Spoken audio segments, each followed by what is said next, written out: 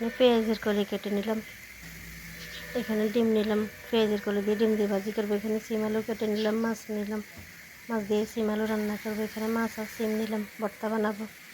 ভাত বসিয়ে দিলাম, এই যে রান্না জোগাড় করে নিলাম। এখন পেঁয়াজের কলিগুলো সিদ্ধ করে নিব, একটু সিদ্ধ করে নিলাম যাতে কাঁচা গন্ধটা চলে যায়। সিদ্ধ হয়ে গেছে, সেটি কিছুক্ষণ রেখে দিবে। এদিকে ভাতগুলো এসে গেছে, এখন সিমগুলো সিদ্ধ বসিয়ে দিলাম। সিমও বলো বেশি গেছে, সিদ্ধ হওয়া পর্যন্ত জাল করবো। সিম সিদ্ধ রেডি, নামিয়ে নিব। এখন সিম রান্নাটা বসিয়ে দিব, কড়াই বসিয়ে তেল দিয়ে দিলাম। তেল গরম হয়ে গেছে, এখন এক এক করে মশলাগুলো দিয়ে দিব। মশলা দেওয়া হয়ে গেছে, মশলাগুলো ভালোভাবে কষিয়ে পানি দিয়ে মাছ দিয়ে দিলাম। মাছগুলো এখন একটু মিক্স করে বেশ কিছুক্ষণ জাল করবে। এদিকে ভাতও হয়ে গেছে, মাছ ধরতে দিয়ে দিলাম।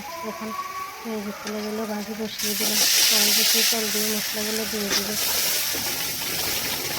মশলা দিয়ে ভালোভাবে কষিয়ে পেঁয়াজের কলিগুলো দিয়ে দেব। এভাবে ডিম দিয়ে পেঁয়াজের কলি ভাজি করলে অনেক মজা লাগে খেতে। পেঁয়াজের কলিগুলো মিক্স করে নিলাম, এখন বেশ কিছুক্ষণ জাল করবো। এদিকে মাছটাও কষানো হয়ে গেছে, এখন সিম আলু দিয়ে দেবো।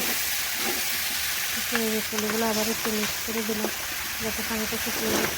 মাছ কষানো হয়ে গেছে, সিম আলু দিয়ে দিলাম। সিম আলু দিয়ে একটু মাছের সাথে ভালোভাবে মিক্স করে নেব। মিক্স করে বেশ কিছুক্ষণ জাল করবো, কষানো হওয়া পর্যন্ত।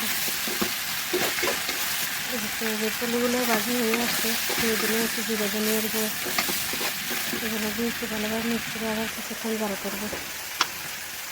সিম আলুও ভালো বসে গেছে, একটু নেড়ে দিলাম। পেঁয়াজের কলিগুলো ভাজি হয়ে আসছে, ডিম দিয়ে দিলাম। ডিম দিয়ে এখানে একটু মিক্স করে বেশ কিছুক্ষণ জাল করবো যাতে ডিমের গন্ধটা চলে যায়। অনেক সুন্দর হয়েছে কালারটা। সিম আলুও কষানো হয়ে গেছে, আর একটু কষিয়ে নেব। পেঁয়াজের কলিও ভাজি হয়ে গেছে, নামিয়ে নেব। এখন পেঁয়াজের কলি ভাজি রেডি। ভাতের সাথে একটু ফাঁকা দিয়ে দিলাম। সিম আলুও কষানো হয়ে গেছে, এখন পানি দিয়ে দিলাম।